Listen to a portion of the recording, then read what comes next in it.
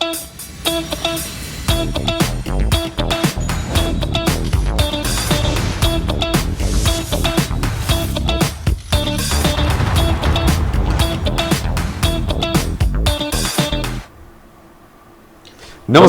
Capital कनेक्सनमा यहाँलाई हार्दिक स्वागत छ। सदाको साता चाहिँ आज पनि उपस्थित भइसकेका छौँ। म दिपेश घिमिरे र म रोहन श्रेष्ठ। आज पनि हामीसँग चाहिँ शेयर मार्केट लगायतका चाहिँ देशको अर्थतन्त्रदेखि जोडिएका हरेक मुद्दामा चाहिँ हाम्रा विविध प्याकेजहरू चाहिँ हामीले लिएर उपस्थित भएका छौँ र सदा चाहिँ कार्यक्रमको सुरुवात भनेदेखि यो साता कस्तो रहे त शेयर मार्केट त्यसै विषयबाट चाहिँ हामीले सुरुवात गर्दैछौँ। दिपेश, पछिल्लो समयलाई हेर्ने यो सातालाई हेर्ने हो भनेदेखि चाहिँ यो साता एक त 3 दिन मात्रै कारोबार भएको अवस्था रहेको छ। नारी दिवस, त्यस्तै गरी चाहिँ शिवरात्रिको कारणले गर्दाखेरि 2 दिन त सार्वजनिक बिदाई भयो र यो 3 दिनलाई पनि हेर्ने हो भनेदेखि शेयर मार्केट चाहिँ एकदमै घट्दो ट्रेन्डमा चाहिँ अवस्था चाहिँ यसमा 2-3टा कारण देख्छु रोहनजी। म चाहिँ यसमा अलिकति राजनीतिक प्रभाव, जुन राजनीति अस्थिरताको प्रभाव देखिएको हो कि भन्ने पनि विश्लेषण गरिन्छ। अर्को कुरो अलिकति बैंकमा तरलता जुन प्रभाव भएको छ, बजारमा मार्केटमा पैसा गएको छ, बैंकले ब्याज दर बढाइदिएको छ, यसको असर अलिकति नेप्सेमा पनि परेको हो कि भनेर विश्लेषण पनि गरिएको छ। र त्यसको साथसाथमा चाहिँ अर्को कस्तो पनि किसिमको चाहिँ फ्याक्टरले काम गरेको छ भन्ने चाहिँ बजार विश्लेषकहरूले भनिरहेका छन् भने यो चाहिँ अलिकति अफ सिजन हो। त्यही कारणले गर्दाखेरि यो पुष, माघ, फागुन र चैत चाहिँ अलिकति अफ सिजन भएको कारणले गर्दाखेरि पनि मार्केट चाहिँ त्यति उत्साहजनक नदेखिएको भन्ने किसिमको विश्लेषण। तर घट्दो क्रममा नरहेको पनि उनीहरूले बताएका छन्। केही घटेको देखिए तापनि अहिले घट्दो क्रममै जुन नेप्से परिसूचक रहेको भन्ने उनीहरूको आशय नरहेको पनि देखिन्छ। र साताभर कस्तो भयो यसमा हामी जानकारी दिनेछौँ दर्शकवृन्दहरू। अहिलेको स्थितिमा साताभरको कुराकानी गर्नुपर्दा सातामा 3 दिन खुल्यो, यहाँहरूलाई हामीले जानकारी गराइ नै सकेका छौँ। एक दिन शिवरात्रिको दिन र एक दिन महिला दिवसको दिन जुन नेपाल स्टक एक्सचेन्ज नेप्से बन्द भएको छ र अन्य 3 दिन खुलेको मार्केटमा पनि 3 दिन गिरावट आएको छ। यसमा एउटा के संयोग परेको छ भने जुन एउटा 10 अर्बसम्मको कारोबार, दैनिक 10 अर्बसम्मको कारोबार हुने नेपाली शेयर बजारमा यो साता भने 4 अर्बको रेन्जमा मात्रै कारोबार भएको छ। यसले अलिकति के सङ्केत गराउँछ भने अलिकति पर्ख र हेरको अवस्थामा लगानीकर्ता छन् कि भनेर हामीले विश्लेषण गर्न सक्छौँ। तर यो व्यक्तिगत हाम्रो विश्लेषण हो, यसलाई तपाईँहरूले अलिकति ध्यान दिन जरुरी रहेको छ। र सातामा 3 दिन खुलेको मार्केटमा 3 दिन घटेको छ। पहिलो दिन 21.58 अङ्कले घटेको छ, समग्रमा 0.86%ले घटेको थियो। आइतबारको बजारमा भने सोमबार बन्द भयो। सोमबार महिला दिवसका कारणले बन्द भएको मार्केटमा मङ्गलबार पनि गिरावट आएको छ, 23.21 जुन अङ्कले गिरावट आएको छ र 2461 बिन्दुमा बन्द भएको थियो मङ्गलबार। समग्रमा 0.93%ले गिरावट देखिएको थियो भने बुधबार भने बजारमा झिनो अङ्कको मात्रै गिरावट देखियो। यो अलिकति सकारात्मक हुन सक्छ, अलिकति सरकार स्थायी रूपमा बचिरहने हो कि भन्ने विश्लेषणले पनि लगानीकर्ता अलिकति थामिएको हुन सक्छ। तर यो समग्र बजार हेर्दा दर्शकहरूलाई लाग्न सक्छ अहिलेको बजार स्थिरता देखिए तापनि, सरकार अहिले केही समय स्थिरता देखिए तापनि बजारमा त्यही कारणले अन्तिम दिन जुन यो साताको अन्तिम दिन मान्न सक्छौँ हामीले बुधबारलाई, बुधबार केही मात्रामा लगानीकर्ताहरूले अलिकति खरिद पनि गरेको देखिन्छ। बिक्री चाप मात्रै होइन, खरिद चाप पनि अलिकति बढेको देखिएकाले झिनो अङ्कले मात्रै गिरावट देखिएको छ र समग्र बजार हेर्नुपर्दा साताभर 48.19 अङ्कले गिरावट आयो हाम्रो हिसाबमा। र त्यसै गरी पर्सेन्टको हिसाबमा हेर्दा 1.94 रहेको छ र अन्तिम दिन बजार बन्द हुँदा 2458 बिन्दुमा बन्द भएको देखिन्छ रोहनजी। एकदमै। र यसको साथसाथमा चाहिँ सरसर्ती अन्तिम दिनकै कुरा गर्ने हो भने पनि दिपेश, यसमा चाहिँ कस्तो देखिएको छ त दिपेशजी भन्दाखेरि ब्याङ्किङ सेक्टरको चाहिँ घटेको चाहिँ देखिरहेको अवस्था रहेको छ भनेदेखि, त्यस्तै गरेर चाहिँ ट्रेडिङ समूहको केही बढेको अवस्था रहेको छ र त्यस्तै गरेर होटल समूहमा पनि बढोत्तरी देखिएको छ भनेदेखि डेभलपमेन्ट ब्याङ्क सेक्टरमा पनि घटेको अवस्था चाहिँ रहेको छ। यदि ब्याङ्किङ सेक्टरको कुरा गर्ने हो भनेदेखि 0.61% चाहिँ ले चाहिँ घट्दै पोइन्टले घटेर चाहिँ यसको चेन्जेस 10.9 पोइन्टमा चेन्ज आउँदै 1763 पुगेको अवस्था चाहिँ रहेको छ। र त्यस्तै गरेर सरसर्ती हेर्ने भने हाइड्रो पावर र त्यस्तै फाइनेन्स अनि म्यानुफ्याक्चर प्रोडक्सन लगायतका चाहिँ सेक्टरहरूमा, इन्भेस्टमेन्टका सेक्टरहरूमा चाहिँ केही बढोत्तरी देखिएको छ, बढेको अवस्था चाहिँ रहेको छ भनेदेखि साताको अन्तिम दिनसम्म आइपुग्दाखेरि चाहिँ साताको अन्तिम दिनलाई विश्लेषण गर्नुपर्दाखेरि ब्याङ्किङ, डेभलपमेन्ट ब्याङ्क र त्यस्तै गरेर non life insurance, micro finance, life इन्स्योरेन्सको सेक्टर चाहिँ घटेको अवस्था रहेको छ। यद्यपि नेप्सेमा केही नेप्से घट्दो ट्रेन्डमा गए पनि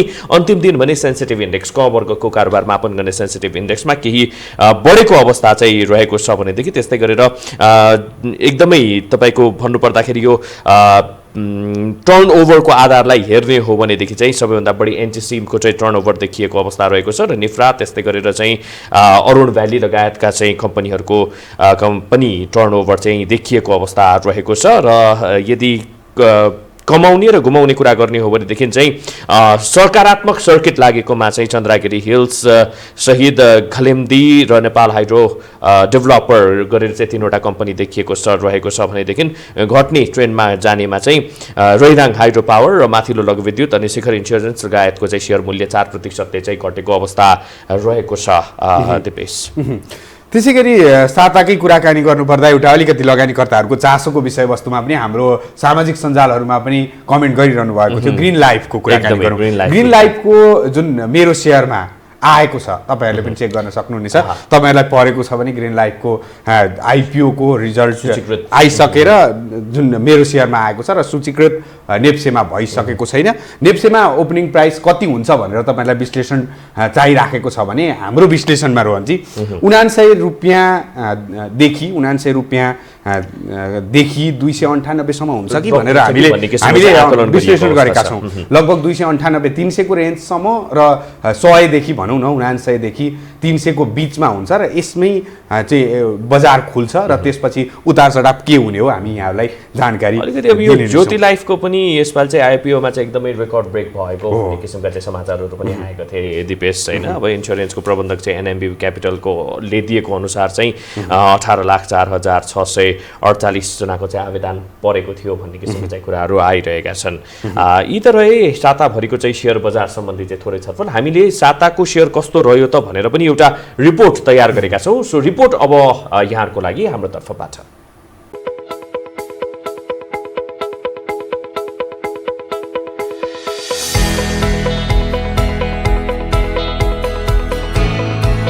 सार्वजनिक बिदाका कारण साताको 3 दिन मात्र कारोबार भएको नेप्से साताको 3 कारोबारको दिन ओह्रालो लागेको छ। साताको पहिलो दिन आइतबार 21.58 अङ्कले घटेको नेप्से सोमबार पनि 23.22 अङ्कले ओह्रालो लागेको थियो भने बुधबार 3.40 अङ्कले ओह्रालो लागेको हो। सोमबार र बिहिबार सार्वजनिक बिदा भएसँगै कारोबारमा आएका 3 दिनमा नेप्से 48.19 अङ्कले घटेको छ। नेप्से सूचक मात्र होइन यस साता कारोबार रकममा पनि गिरावट आएको छ।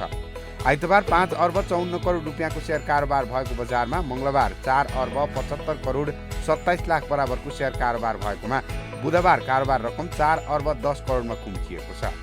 साताको अन्तिम दिन नेप्से घटे पनि क वर्गको कम्पनीहरूको कारोबार मापन गर्ने सेन्सिटिभ इन्डेक्स भने बढेको छ। नेप्से घट्दै गएकाले बुधबार 205 कम्पनीको 78,16,854 किता सेयर 46,948 पटकको कारोबारमा 4 अर्ब 10 करोड 4,06,337 रुपियाँमा खरिद बिक्री भएका छन्। अघिल्लो साता नेप्से 131 अङ्कले बढेकोमा 178 अङ्कले घट्दा 48 अङ्कले नै ओह्रालो लागेको थियो। अघिल्लो साता 5 कारोबारको दिन 3 दिन घटेको नेप्से बिहिबार मात्रै 90 अङ्कले बढेपछि केही आशा पलाएपछि यो साता पनि नेप्सेमा पुरै दबावको अवस्था देखा परेको हो। अपेक्षा गरिएको भन्दा बढी बजार कुम्चिएसँगै सेयर बजारमा रौनकता पनि कम हुँदै गएको बुझिएको छ।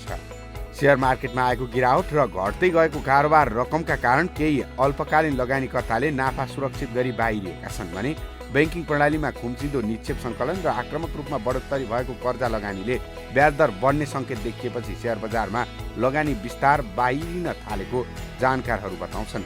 बुधबार कारोबारमा आएका 13 उपसमूहका सूचक मिश्रित देखिएका छन्।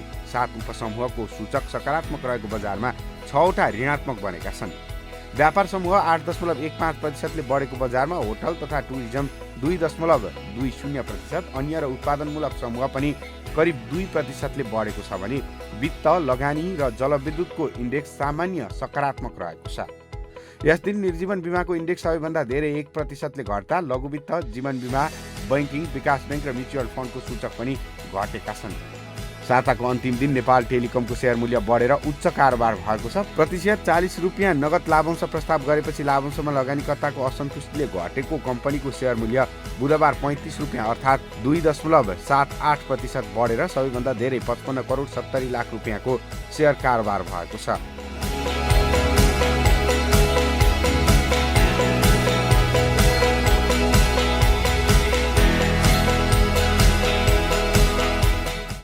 दर्शकवृन्द, यो त रह्यो हामीले सेयर सम्बन्धी साताभरिको सेयर मार्केट कस्तो रह्यो त भनेर यहाँहरूको लागि हामीले रिपोर्ट तयार गरेका थियौँ। सरस्वती हेऱ्यो भने हामीले अघि पनि भनिहाल्यौँ केही हदसम्म चाहिँ मानिसमा एउटा किसिमको चाहिँ निराशा छाएको छ सेयर मार्केटले। जसरी चाहिँ एउटा उछाल आउँछ भनेर चाहिँ कल्पना गरिएको थियो, यद्यपि त्यो चाहिँ घट्दो ट्रेन्डमा त्यो चाहिँ हो कि भनेर विश्लेषण गरिएको छ। एकदम। र हामीले यहाँहरूलाई निरन्तर हाम्रो कार्यक्रम मार्फत विभिन्न समाचारहरू समेटेर आर्थिक गतिविधिहरू पनि दिँदै आएका छौँ। अबको प्रस्तुतिमा यो आर्थिक गतिविधि।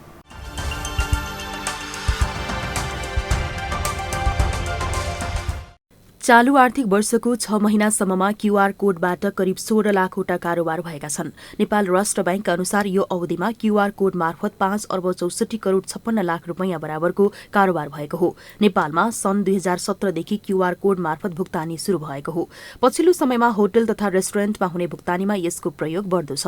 चालू आर्थिक वर्षको हरेक महिना क्यूआर मार्फत हुने भुक्तानी वृद्धि हुँदै गएको छ। चालू आर्थिक वर्षको साउनमा करिब 2 लाखवटा भुक्तानी क्यूआर मार्फत भएकोमा भदौ महिनामा भने कारोबार संख्या घटे पनि भुक्तानी रकमको आकार भने बढेको छ। आईपीओमा आवेदन दिने लगानीकर्ताको संख्याले नयाँ रेकर्ड राखेको छ। ज्योति लाइफ इन्सुरेन्सको आईपीओमा हालसम्मकै उच्च आवेदन परेको हो। ज्योतिको आईपीओमा 18,04,648 जना सर्वसाधारण लगानीकर्ताले आवेदन दिएका छन्। कुल 3,80,57,710 किताका लागि आवेदन परेको छ। यस आधारमा सर्वसाधारणले मागभन्दा 6.4 गुणा बढी आवेदन दिएका हुन्। कम्पनीले कुल 66 लाख किता मध्ये 3,30,000 किता कर्मचारी र 3,30,000 किता म्युचुअल फण्डहरूलाई छुट्याएर बाँकी रहेको शेयर सर्वसाधारणलाई बिक्री गरेको हो। जीवन विकास लघु वित्तले आईपीओ निष्कासनका लागि रेटिङ सम्पन्न गरेको छ। यस आईपीओलाई इक्रा नेपालले IRBBB- अर्थात् BBB- रेटिङ दिएको छ। यसले कम्पनीको आधारभूत अवस्था मध्यम रहेको संकेत गर्दछ। साथै यसले कम्पनीको वित्तीय दायित्व वहन गर्ने क्षमता औसत मध्यम जोखिम रहेको भन्ने पनि जनाउँछ। यता कम्पनीले 19 करोड 77 लाख 30 हजार रुपैयाँ बराबरको 19,77,300 किता आईपीओ बिक्री गर्ने तयारी गरेको छ। यसको तयारी स्वरूप कम्पनीले धितोपत्र बोर्डमा आवेदन दिएको छ। बुक बिल्डिङ विधि मार्फत निष्कासन हुने शेयरमा मूल्य तोक्नका लागि थप 10 संस्थालाई नेपाल धितोपत्र बोर्डले अनुमति दिएको छ। यसअघि 64 संस्थालाई योग्य संस्थागत लगानीकर्ताको रूपमा स्वीकृति प्रदान गरेको बोर्डले फागुन 25 गते थप 10 संस्थाहरूलाई स्वीकृति दिएको हो। थपिएका कम्पनीहरूमा Usha Investment, Kumari Bank, Sunrise Bank, Laxmi Bank, Goodwill Finance, United एडी Mardi and RB Hydro Power, Vishal Rup Limited, Shri Ganesh Properties and Investment प्राली, प्रुडेन्सियल क्यापिटल म्यानेजमेन्ट कम्पनी प्राली र सीड इन्फ्रा प्राली रहेका छन्। यी संस्थागत लगानीकर्ताहरूले बुक बिल्डिङ मार्फत सार्वजनिक निष्कासनमा आउने शेयरको आशय मूल्य तोक्न सहयोग गर्नेछन्। अहिलेको शेयर लिलामी प्रक्रियाकै स्वरूपमा बुक बिल्डिङ विधिबाट आईपीओ निष्कासन हुनेछ। नेपाल राष्ट्र बैंकमा नवनियुक्त डेपुटी गभर्नरहरूको कार्य विभाजन भएको छ। पदभार ग्रहण गरेसँगै डेपुटी गभर्नरहरूको कार्य विभाजन भएको हो। कार्य विभाजन अनुसार निवर्तमान डेपुटी गभर्नर चिन्तामणि शिवाकोटीले सम्हाल्दै आएका विभागहरू निलम ढुङ्गानालाई दिएको छ। त्यस्तै अर्का निवर्तमान डेपुटी गभर्नर शिवराज श्रेष्ठले सम्हालेका विभागहरू बमबहादुर मिश्रले हेर्नेछन्। बैंकको सबैभन्दा शक्तिशाली विभाग मानिने बैंक तथा वित्तीय संस्था नियमन विभागको जिम्मेवारी ढुङ्गानाको कार्यक्षेत्रमा परेको छ। त्यस्तै विदेशी विनिमय विभाग, राष्ट्र ऋण व्यवस्थापन विभाग, मुद्रा व्यवस्थापन विभाग, भुक्तानी प्रणाली विभाग, जनशक्ति व्यवस्थापन विभाग, सामान्य सेवा विभाग र संस्थागत योजना विभाग पनि उनैले हेर्नेछिन्। मिश्रको कार्यक्षेत्रमा भने वाणिज्य बैंक, विकास बैंक, वित्त कम्पनी र लघुवित्त संस्था गरी 4वटै क्षेत्रका सुपरिवेक्षण विभाग, अनुसन्धान विभाग, वित्त व्यवस्थापन विभाग, बैंकिङ विभाग र प्रदेश कार्यालयहरू रहेका छन्।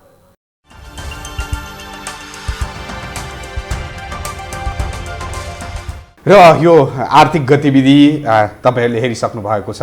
के भएको छ साताभर भन्ने विषयवस्तुमा हामीले जोडिसकेका छौँ। र लगानीकर्ताको मुख्य माग रोहनजी अहिले बजार कसरी कारोबार गर्ने विदेशमा कसरी बसेर कारोबार गर्ने, घरमै कसरी बसेर कारोबार गर्ने भन्ने जिज्ञासाहरू, के गरी डिम्याट खोल्नेदेखि लिएर विभिन्न साना साना कुराहरू जिज्ञासा आउने गरेको छ। एकदमै यो जिज्ञासाको कुरा गर्नु पर्दाखेरि पछिल्लो समय चाहिँ हामीलाई युट्युबको माध्यमबाट चाहिँ हाम्रा दर्शकहरू जोडिनु भएको थियो र हामी के अपिल पनि गर्छौँ भनेदेखि यदि तपाईँहरूसँग पनि त्यस्ता केही जिज्ञासाहरू छन् भनेदेखि हामीले फेसबुकको माध्यमबाट लाइभ गरिरहेका छौँ, त्यस्तै गरेर युट्युबको माध्यममा पनि हामीले चाहिँ यो प्रोग्रामलाई अपलोड गरिरहेका छौँ र त्यहाँ पनि तपाईँहरूले चाहिँ कमेन्ट गर्न सक्नुहुनेछ र त्यो कमेन्ट गरेर तपाईँहरूले दिनुभएको कमेन्ट, तपाईँहरूले दिनुभएको राय सुझाव र त्यस्तै गरेर तपाईँहरूको जिज्ञासालाई हामीले चाहिँ समावेश गर्ने प्रयास गरिरहेका छौँ। यसरी समावेश गर्दै जाने क्रममा युट्युबमा चाहिँ हामीलाई एकजना हाम्रा विदेशमा बस्नुहुने दर्शकले चाहिँ कसरी चाहिँ सेयर मार्केटमा लगानी गर्न सकिन्छ, सानो पुँजी हुन्छ, मेहनत गरेर बाहिर बसेका हुन्छौँ र त्यसको लागि चाहिँ केही नभए पनि अलिकति सेयर मार्केटमा चाहिँ लगानी गरौँ भन्ने किसिमको चाहिँ विचार राख्नु भएको थियो र सोही विचारलाई सम्बोधन गर्ने प्रयास हामीले चाहिँ यो आजको सेयर शिक्षा मार्फत चाहिँ गरेका छौँ र यदि तपाईँहरूसँग पनि त्यस्तो कुनै चाहिँ जानकारीहरू छ अथवा चाहिँ तपाईँहरूले पनि केही इन्फर्मेसन लिन चाहिरहनु भएको छ भनेदेखि चाहिँ हामीलाई सम्पर्क गर्न सक्नुहुनेछ। युट्युबको माध्यमबाट, फेसबुकमा पनि तपाईँले कमेन्ट गर्न सक्नुहुनेछ। त्यो कमेन्टलाई हामी निरन्तर रूपमा फलो गर्ने प्रयास गरेछौँ। अहिलेलाई भनेदेखि सोही विषयलाई एड्रेस गरेर तयार पारिएको यो सेयर शिक्षा सम्बन्धी विषयवस्तु अबको हाम्रो प्रस्तुतितर्फ। राजनीतिक खिचातानी तथा मुलुकको समग्र अव्यवस्थाका कारण थुप्रै युवाहरू यति बेला मुलुकबाट पलायन भएको अवस्था छ। थुप्रै युवाहरू वैदेशिक रोजगारीमा गएका छन्। रोजगारीको सिलसिला होस् वा शिक्षा आर्जन गर्न जाने नेपालीहरू नै किन नहुन्। दुःख सुख गरेर कमाएको पैसा अलिकति बचत गरी लगानी गरौँ भन्ने इच्छा सबैको हुन्छ। विदेशमा बस्ने नेपालीहरूका लागि पनि आफूले बचत गरेको रकम लगानी गर्ने उपयुक्त बजार शेयर बजार बन्न सक्छ। विदेशमै बसेर पनि शेयर बजारमा लगानी गर्न सकिन्छ।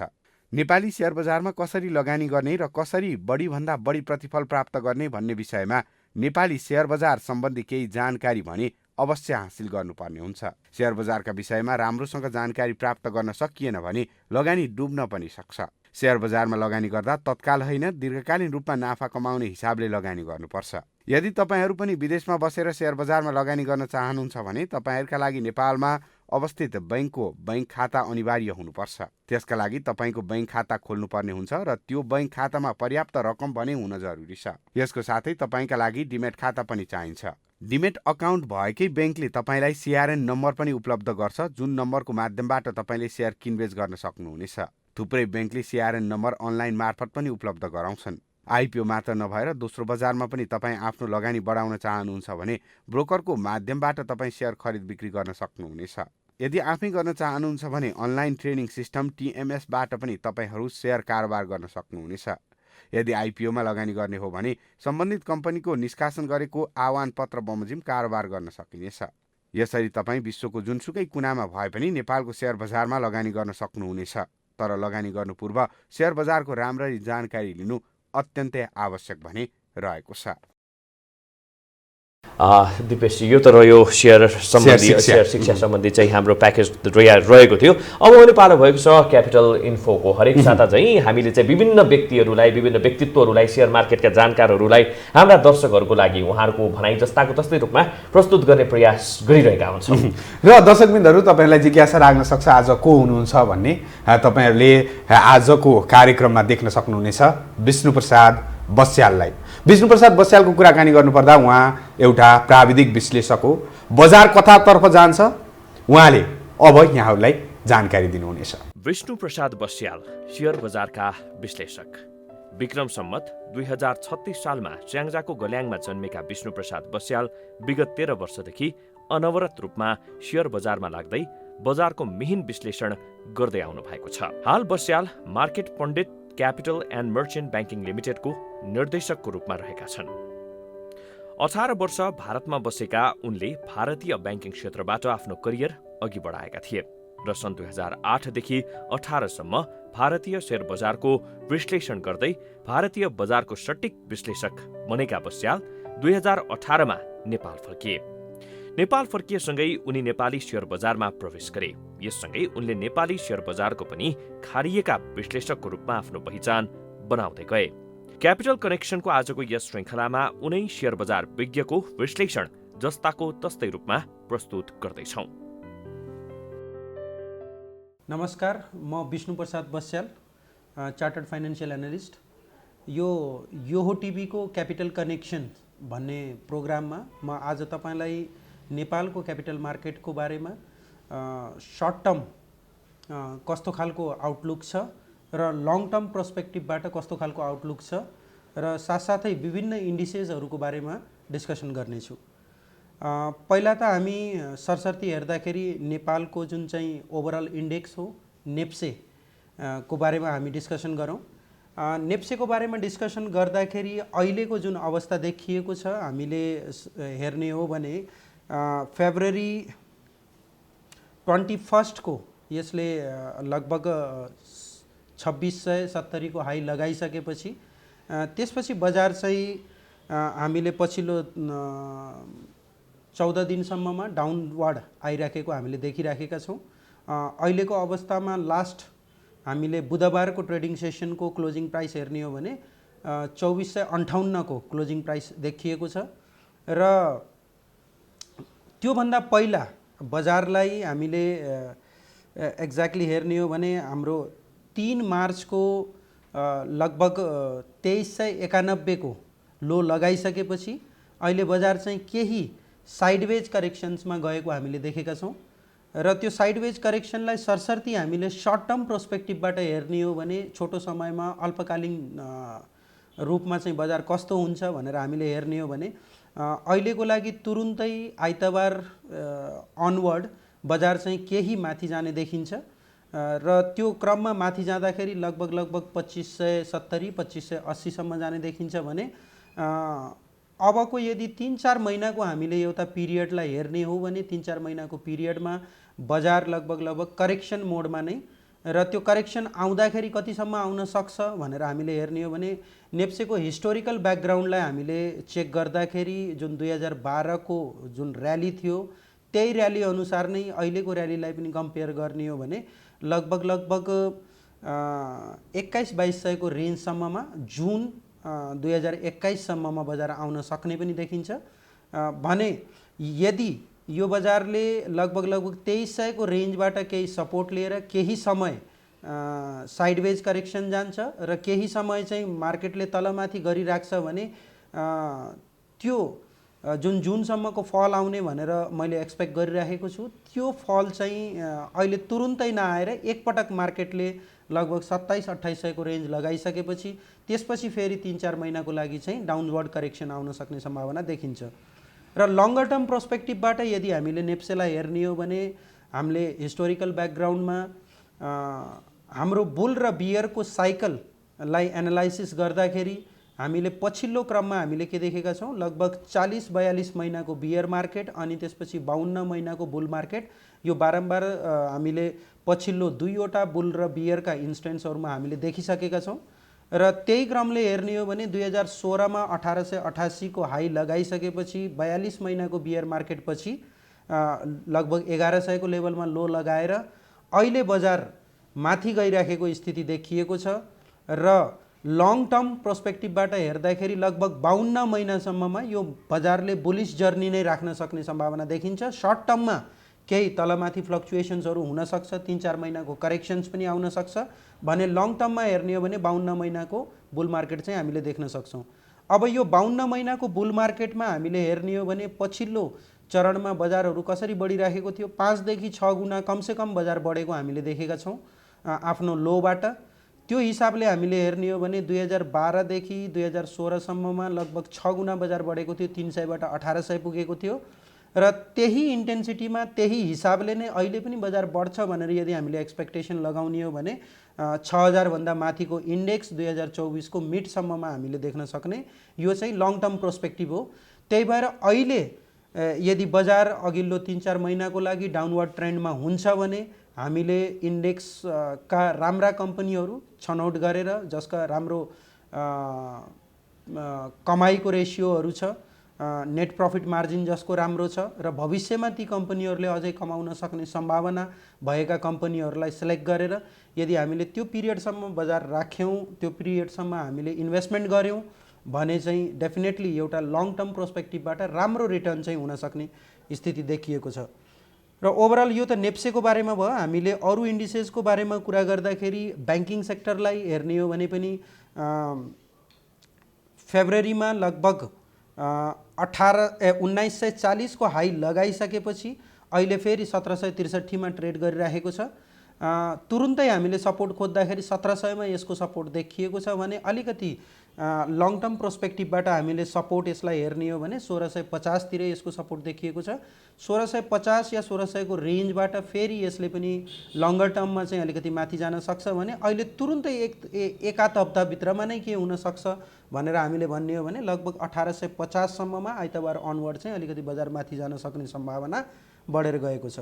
माइक्रो फाइनान्समा हेर्ने हो भने माइक्रो फाइनान्सको जुन फेब्रुअरी महिनाको टप लगाइसकेपछि अहिले साइडवेज कन्सोलिडेसनमा बजार गइराखेको छ र अहिले तुरुन्तै यदि कुनै एउटा इन्डेक्समा अलिकति बुलिश नेचर देखिन सक्छ भने माइक्रो फाइनान्समा देखिन सक्छ। माइक्रो फाइनान्सको इन्डेक्सले फेरि एकपटक नयाँ हाई एटेम्प्ट गर्ने हो कि या फेरि लगभग 4800 सम्मको लेभल चाहिँ यसले रिटेस्ट गर्ने हो कि भन्ने खालको माइक्रो फाइनान्समा अहिले तुरुन्तै देखिएको छ भने नन लाइफ सेगमेन्टमा पनि साइडवेज कन्सोलिडेसन भइराखेको छ र यसले पनि केही सपोर्टिङ एक्सन्सहरू अहिले हामीले हेर्दाखेरि लगभग 12000 को लेभलमा देखिएको छ। 12000 भन्दा माथि जान्छ भने यसको पनि 14000 या 14500 सम्ममा एकपटक लान सक्ने सम्भावना नन लाइफमा देखिएको छ भने त्यस्तै अर्को बुलिश सेक्टर्स सबैभन्दा राम्रो तरिकाले अहिले चाहिँ बजारले अहिले तल आउँदाखेरि पनि होल्ड गरिरहेको सेक्टर हो भने त्यो हाइड्रो पावर सेक्टर हो र हाइड्रो पावर सेक्टर्समा बजारले केही साइडवेज कन्सोलिडेसन या करेक्सन गर्दा गर्दै पनि हाइड्रो पावर सेक्टर लगातार माथि जान सक्ने र यसको इन्डेक्स लगभग 2400 देखि लिएर 2500 सम्म सर्ट टर्ममा नै जान सक्ने चाहिँ देखिएको छ। सबैभन्दा बुलिश सेक्टरको रूपमा हाइड्रो पावर नै देखिएको छ। अरू सेक्टर्सको कुरा गर्दाखेरि म्यानुफ्याक्चरिङको कुरा गर्ने हो भने पनि म्यानुफ्याक्चरिङमा पनि तुरुन्तै केही सपोर्ट्सहरू आउन सक्छ र त्यसपछि फेरि 3-4 महिनाको गिरावट सहित यसले पनि लङ्गर टर्म प्रोस्पेक्टमा जुन मैले नेप्सेको भनेको छु त्यो हिसाबले चाहिँ माथि नै जान सक्ने सम्भावना छ भने अरू फाइनान्स डेभलपमेन्ट ब्याङ्कको इन्डेक्सहरूमा पनि जस्तो नेप्सेको बिहेभियर हो त्यही हिसाबले नै बिहेभ गर्दैछ।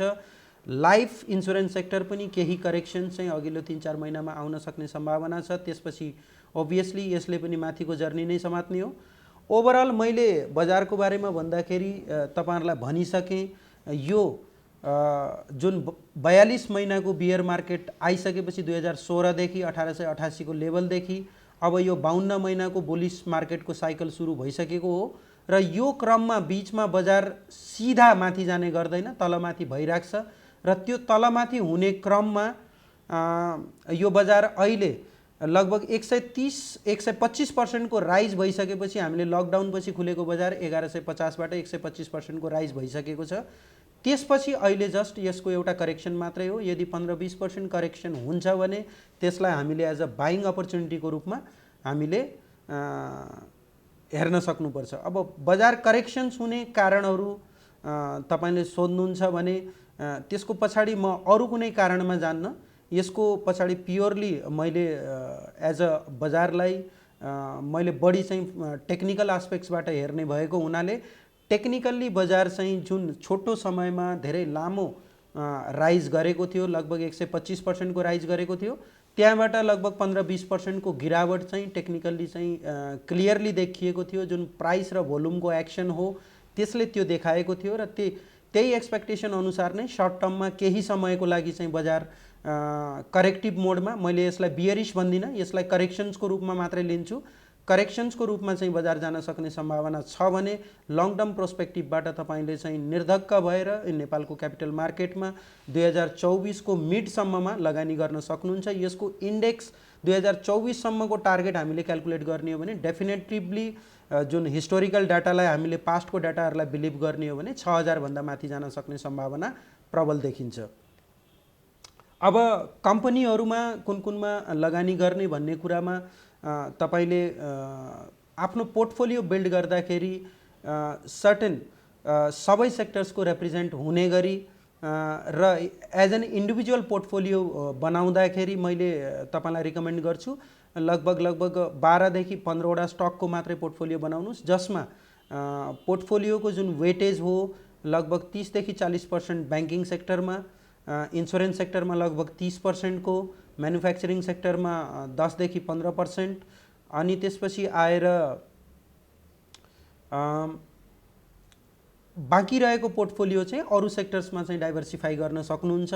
त्यो हिसाबले पोर्टफोलियो बनाउनु भयो भने तपाईँको पोर्टफोलियोले जुन यो नेप्सेको बुलिस जर्नी हो त्यसमा चाहिँ लगभग मार्केट या त्योभन्दा अझै राम्रो पनि पर्फर्मेन्स गर्न सक्ने आधार छ। कम्पनीहरू छनौट गर्दाखेरि जहिले पनि हामीले आजको स्थितिमा कम्पनीको स्थिति के छ, आज कति कमाइराखेको छ भन्दा पनि हामीले फ्युचर्समा ती कम्पनीहरूको ग्रोथ पर्सपेक्टिभ कति छ र कतिसम्म कमाउन सक्छन् भन्ने कुरालाई ध्यान दिँदै हामीले कम्पनीको छनौट गर्नुपर्छ। र हामीले इभन चाहे तपाईँले फन्डामेन्टल एनालाइसिस गर्नुहोस्, चाहे टेक्निकल एनालाइसिस गर्नुहोस्, ती सबै एस्पेक्ट्सबाट हेर्दाखेरि हामीले आजको बजारको स्थिति के हो, आज बजारमा के खबर छ त्यसलाई ध्यान नदिएर भोलि चाहिँ बजारमा के हुन सक्छ भन्ने कुरालाई नै सबैभन्दा बढी ध्यान दिनुपर्ने आवश्यकता मैले देख्छु। अब हामीले सरसर्ती अहिलेको एप्रोच, यदि केही समय बजारले चाहिँ बियरिश टर्न लिने हो या केही समय चाहिँ करेक्सन्स लिने हो भने हाम्रो एप्रोच के हुन सक्छ भनेर तपाईहरुले सोध्न सक्नुहुन्छ। त्यो बजारमा चाहिँ क्यापिटल मार्केटमा इन्भेस्टमेन्ट मात्रै होइन, त्यसको रिस्कलाई म्यानेज गर्नु पनि सबैभन्दा ठुलो कुरा हो। र यदि तपाईको ट्रेडिङ पर्सपेक्टिभ सर्ट टर्म छ, मैले आज किनेर मैले छोटो समयमा नै नाफा गर्छु भनेर यदि तपाईले सोच्नुहुन्छ भने यो समय अहिलेको लागि चाहिँ मैले छोटो समयको लागि चाहिँ पक्कै पनि उपयुक्त समय होइन भनेर भन्छु। भने यदि लङ टर्म पर्सपेक्टिभबाट तपाईले सोच्नुहुन्छ भने डेफिनेटली अहिले आइराखेको डेक्लाइनमा तपाईले इन्भेस्टमेन्ट बढाउँदै जानुस्। यदि नयाँ लगानीकर्ता हुनुहुन्छ भने पुरानो लगानीकर्ताले यदि सर्टेन पार्टको प्रफिट तपाईले बनाइसक्नु भएको छ भने कमसेकम त्यो प्रफिटलाई बुक गरेर आउनेवाला समयमा फेरि बजार चाहिँ केही करेक्सन्स लिँदाखेरि त्यसलाई फेरि रिडिप्लोय गर्ने गरी तपाईले आफ्नो इन्भेस्टमेन्ट स्ट्र्याटेजीहरू राख्न सक्नुहुन्छ भनेर भन्छु। लगानी गर्दाखेरि जहिले पनि हामीले एकदमै अल्ट्रा सर्ट टर्म भएर हामीले सोच्नु हुँदैन। हामीले आफ्नो टोटल क्यापिटलको कति पैसा हामीले रिस्कमा हाल्ने र मैले कतिसम्म बियर गर्न सक्छु र मेरो लगानी कति समयको लागि चाहिँ मैले बजारमा लगाउन सक्छु, त्यो पैसा चाहिँ मैले कति समयको लागि। एउटा क्यापिटल मार्केटलाई जहिले पनि हामीले लगानी गर्दाखेरि राम्रा कम्पनीमा लगानी गरेका छौँ भने त्यसले प्रतिफल दिनको लागि केही समय लिन्छ र त्यो प्रतिफलको समयलाई हामीले कुर्न सक्नु चाहिँ सबैभन्दा ठुलो कुरा हो। हामीले आजको भोलि नै बजार के भइहाल्छ, बर्बादै भइहाल्छ, या माथि बढ्यो भने बढी एक्साइट हुने अनि तल खस्यो भने लौ बजार यही सिद्धिनै थाल्यो भन्ने खालको त्यो इमेच्योर एटिट्युड चाहिँ नदेखाउनुस्। तपाईको लगानीको प्रतिफल दिनको लागि निश्चित समयको माग गर्छ बजारले र त्यही अनुसार तपाईले आफ्नो इन्भेस्टमेन्टलाई प्लान गर्नुस् र त्यो प्लानिङ अनुसार यदि चल्नु भयो भने विश्वभरिको यदि हामीले हेर्ने हो भने कुनै पनि बजारले स्पेसिफिकल्ली जुन साना साना लगानीकर्ताहरू हुन् जसले सानो एमाउन्ट्सहरू लगानी गर्छ, उहाँहरूले कुनै व्यापार बिजनेसहरू अरू कुनै एक्सपेन्सन गर्न नसकेको केसमा क्यापिटल मार्केटले जति रिटर्न हाम्रो दिएको छ विश्वभरिको हिस्टोरिकल डाटाहरूलाई हेर्दाखेरि लङ टर्म पर्सपेक्टिभमा त्यति रिटर्न अरू कुनै पनि एसेट क्लासबाट हामीले पाएको देखेका छैनौँ। त्यसकारणले म नयाँ लगानीकर्तालाई र यङ जेनेरेसनलाई पनि के भन्न चाहन्छु भन्दाखेरि तपाईको जति सेभिङ्स छ त्यसलाई एकदमै अहिलेको उमेरदेखि नै, सानो उमेरदेखि नै तपाईले यदि लगानीको बानी बसाल्नु भयो भने तपाई एउटा निश्चित अवधिमा राम्रो वेल्थ क्रिएट गरेर जान सक्नुहुन्छ भन्ने मेरो आशा छ। अब यति भन्दै मैले लगानीकर्ताहरूलाई के सुझाव दिन चाहन्छु भन्दाखेरि अहिले यदि बजार केही करेक्सन हुन्छ भने पनि त्यसलाई एज अ बाइङ अपर्च्युनिटीको रूपमा, लङ टर्म बाइङ अपर्च्युनिटीको रूपमा युज गर्नु होला र लगानी गर्दाखेरि दुईवटै पाटोलाई केलाएर तपाईले टेक्निकल एनालाइसिसले बजारमा कहिले एन्ट्री गर्ने र कहिले एक्जिट गर्ने भन्ने कुराको चाहिँ ब्युटिफुल्ली डिस्क्राइब गरेको हुन्छ भने फन्डामेन्टल एनालाइसिसले तपाईको कुन कम्पनी स्ट्रङ छ, कुन कम्पनीको चाहिँ अर्निङ गर्न सक्ने क्यापासिटी छ, भविष्यमा कति दिन सक्ने क्यापासिटी छ, उसले रिटर्न कति दिन सक्ने क्यापासिटी छ, कति उसको बिजनेस ग्रोथ हुन्छ भन्ने कुराहरूलाई अन्दाजा गरेर कम्पनी छनौटमा तपाईले फन्डामेन्टल एनालाइसिस गरे पनि जब तपाईको मार्केट टाइमिङको कुरा आउँछ, कुन बेला एन्ट्री गर्ने र कुन बेला एक्जिट गर्ने भन्ने कुराहरू जब आउँछ त्यसको लागि चाहिँ तपाईँले टेक्निकल एनालाइसिसको टुलबाट यदि बजारलाई हेर्नुभयो भने तपाईँको बजारको टाइमिङ चाहिँ राम्रो हुनसक्छ। दुईवटै पाटोलाई केलाएर यदि तपाईँले लगानी गर्नुभयो भने लगानीको प्रतिफल चाहिँ राम्रो आउन सक्छ। यति भन्दै आजको यो विशेष कार्यक्रम बाट म तपाईँहरू समक्ष बिदा हुन चाहन्छु। हस्त, धन्यवाद। दिपेशजी, लगभग हामी समयको अन्त्यतिर आइसकेका छौँ। यी यस्तै विषयवस्तुहरू समेटेर यहाँहरूको भनाइहरू, यहाँहरूका चाहिँ विचारहरू, त्यस्तै गरेर यहाँहरूका चाहिँ प्रश्नहरूलाई पनि हामीले चाहिँ समेट्ने प्रयास गऱ्यौँ र तपाईँहरूलाई एउटा जानकारी दिउँ। हाम्रो कार्यक्रम हेरेर तपाईँहरूले यसलाई नि आधार नमान्नु होला। तपाईँहरूलाई हामीले बारम्बार भन्ने गरेका छौँ, आफ्नो व्यक्तिगत रूपमा पनि विश्लेषण गर्नुहोला, आफ्नो हिसाबमा लगानी गर्नुहोला। हामी यहाँलाई जानकारी गराउँछौँ र यो भन्दै आजको कार्यक्रम सकिसकेको छ। बिदा चाहन्छौँ। हेर्दै रहनुहोला यो हो टेलिभिजन। नमस्कार।